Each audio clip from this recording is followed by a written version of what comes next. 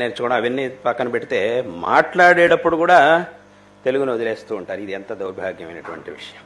ఎందుకు ఇలా చేయడం?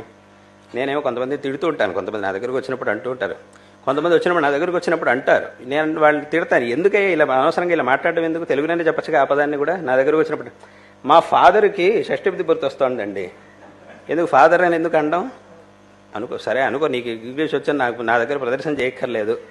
ఇవాళ అందుకే చాలామంది మాట్లాడతారు, అదే నీ ఒక్కడికే వచ్చాను కాదుగా, ఎందుకు మా ఫాదర్కి షష్ఠిపతి గుర్తు వస్తుందండి అని అన్నాం. ఎందుకు ఇది, ఈ మాట ఎందుకు? మా నాన్నగారికి, మా తండ్రికి అంటే చదువులుగా ఎంత చాలా బాగుంటుంది, ఎంత వినడానికి ఎంత బాగుంటుంది. ఇట్లాంటి మాటలు, ఆ సంస్కారం అనేది లోపిస్తూ ఉండడం చాలా బాధాకరమైనటువంటి విషయం. ఎంతో బాధగా ఉంటుంది అలా చూసినప్పుడు, అలాంటి సందర్భాలని చూసినప్పుడు.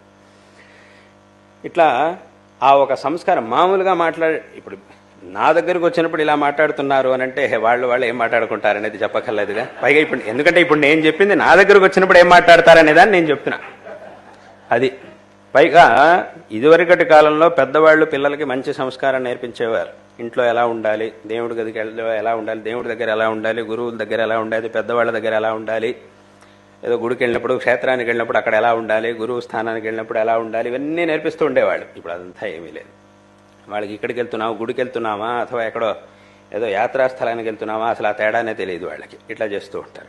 ఇప్పుడు కొంతమంది నా దగ్గరకు వచ్చినప్పుడు చూస్తుంటాం, స్వామి మాకు ఆశీర్వాదం చేయండి అని అడుగుతుంటారు. సరే మంచిది ఆయన, నీకు మంచిగా నేను ఆశీర్వాదం చేస్తున్నా. తర్వాత నాకు వాళ్ళు థ్యాంక్స్ అని చెప్తారు. ఆశీర్వాదం చేసినందుకు నాకు వాళ్ళు చెప్పేది థ్యాంక్స్.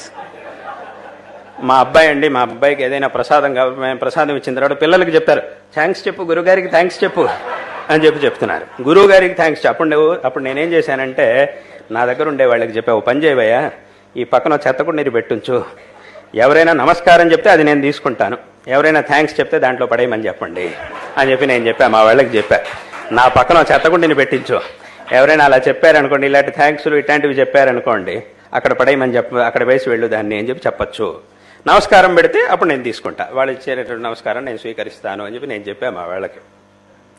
కాబట్టి అంటే ఏమిటి, గురువుల దగ్గరికి వెళ్ళినప్పుడు ఎలా ఉండాలి, పెద్దల దగ్గరికి వెళ్ళినప్పుడు ఎలా ఉండాలి, ఇంకెక్కడికైనా వెళ్ళినప్పుడు ఎలా ఉండాలి, వీటన్నిటికీ కూడా ఒక పద్ధతి ఉంది. ఈ సాహిత్యాన్ని అధ్యయనం చేయడం అనేది మన యొక్క వ్యక్తిత్వ వికాసానికి కూడా ఎంతో తోడ్పడుతుంది, ఎంతో